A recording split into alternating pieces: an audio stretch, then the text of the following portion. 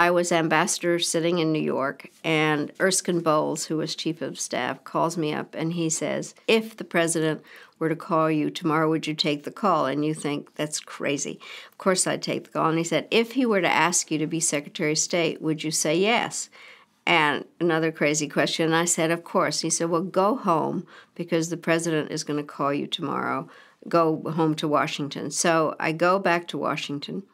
And I asked again my chief of staff, Elaine, to spend the night.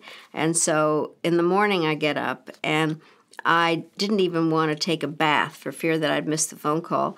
And I forgot that President Clinton didn't get up real early. So Elaine and I were sitting there, and in my bathrobe, and I'd say, he's changed his mind. He's definitely changed his mind. So finally, around 9:30 or so, the phone rings, and it said, the White House operator said, please hold for the President of the United States.